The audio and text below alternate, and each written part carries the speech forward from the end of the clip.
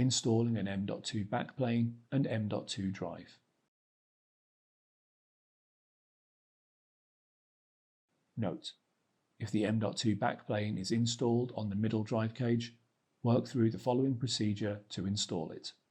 Align the screws on the M.2 backplane with the screw holes on the drive cage, and then insert the backplane into the drive cage.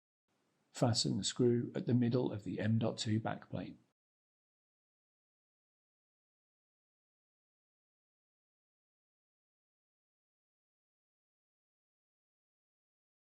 Fasten the screw at the end of the M.2 backplane.